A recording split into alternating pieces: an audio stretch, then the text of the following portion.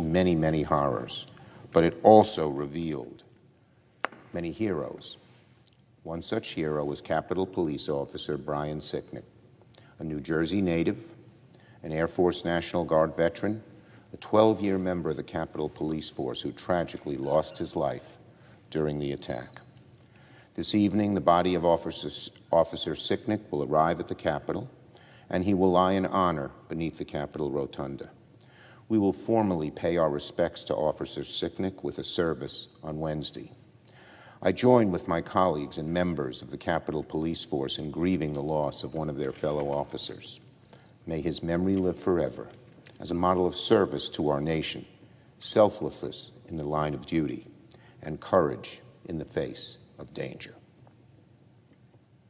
On another matter entirely, the Senate this week will continue confirming President Biden's cabinet nominees, closing the book today on the nomination of Alexander Mayorkas to be the Secretary of Homeland Security. Mr. Mayorkas' qualifications are unassailable. He's a 7-year veteran of the DHS and has already been confirmed by this chamber three times. Like most of President Biden's cabinet nominees, his nomination is also history-making. He will be the first Latino and first immigrant to hold the top job at DHS. I look forward to confirming Mr. Mayorkas today. And we have a second outstanding nominee to confirm today as well, Pete Buttigieg, for Secretary of Transportation. Mr. Buttigieg, known to many simply as Mayor Pete, has demonstrated an impressive familiarity with our nation's entire transportation challenges which are pronounced in states like my own, where projects like the Gateway Tunnel are a top national priority. I know that Mr. Buttigieg is committed to working with members from both sides to improve rail and transit, highways, and more in rural communities, urban centers, and everywhere in between. I'm excited to call him Secretary Pete by the end of the day and get to work with him immediately on helping the MTA, the nation's largest transit network in the country, and moving Gateway forward after years of cynical obstruction by the Trump administration. On COVID, even as we continue to confirm President Biden's nominees, the Senate will turn this week to the historic task of preparing a rescue package to lift our country out of the depths of the awful COVID-19 pandemic and set our country back on the path to normalcy. Despite the best efforts of Congress over the past year, the needs in our country are still great and still urgent. The disease has been with us for nearly a year, and yet this January was officially the worst month to date. Nearly 100,000 Americans died just in the last month. Unemployment insurance claims remain at nearly 1 million a week. Schools remain closed, businesses unvisited, and all the familiar fixtures of daily life still remain on hold. All of us in this chamber are tired of seeing our constituents, our friends, our family, our country suffer. It's time to meet the challenges of the moment with boldness, with courage, and with urgency.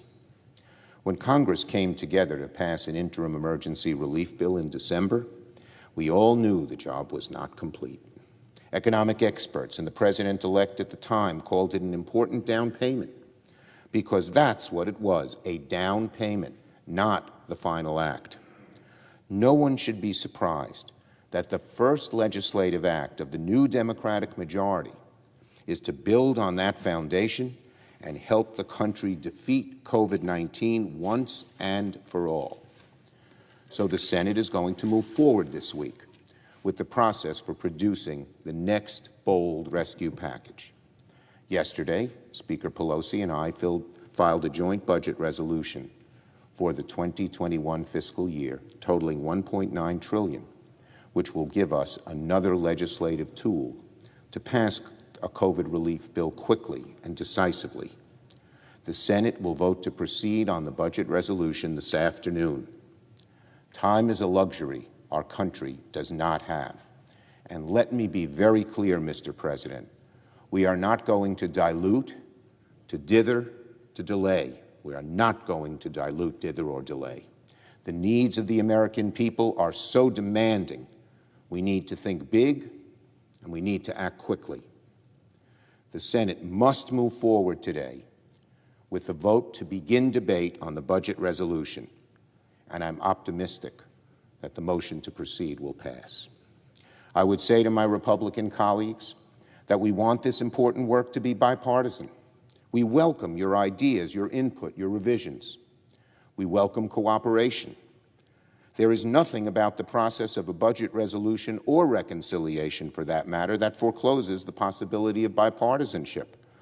I'd remind this chamber that since 1980, the budget process has been used 17 times to pass serious bipartisan legislation. This process is open to bipartisanship.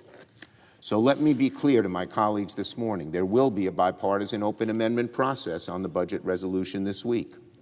Democrats eagerly encourage participation from both sides of the aisle to this proposal. Again, there's nothing about the process itself that prevents bipartisanship. What has made recent reconciliation efforts by Senate Republicans so partisan was not the process, but the legislation they sought to pass. The former Senate majority, I heard the senator from Texas crying crocodile tears about using reconciliation, but just a few years ago, he was an active participant in using it twice to pursue expressly partisan and deeply unpopular legislation. First, to repeal our nation's health care law and kick millions of Americans off their health care coverage. And second, to slash taxes for big corporations and the wealthy to the tune of a $1.7 trillion bill and hole in our deficit. Of course, Democrats oppose those efforts on the merits. At the moment, however, we're talking about using the process to help small business, something we all support. We're talking about using the budget process to speed the production and distribution of a vaccine that everyone champions and everyone knows is the key to ending the crisis. We're talking about getting our country back on its feet and our economy back on track. We want this entire effort to be bipartisan. We do. But helping the American people with the big, bold relief they need, Mr. President, that is job number one. That is job number one, which is so important. So again, we're not going to dilute, dither, or delay because the demands of the American people are so real and so large. We need to think big and think quickly. Helping millions of Americans who are still without work by extending the enhanced unemployment benefits that are now slated to expire in March. Helping parents waiting for the day their kids can finally go back to school safely. Helping teachers, firefighters, bus drivers, and other essential public employees at the state and local levels preventing them from the risk of layoffs. Helping restaurants and bars and theaters who were the first to close and maybe the last to open.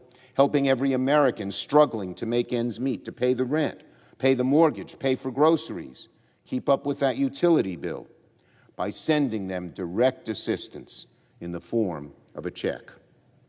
That is job number one. Helping the American people survive the toughest months of this crisis while hastening the end of the crisis itself. In the months to come, millions of Americans will be vaccinated, and slowly but surely, life will return to normal once again.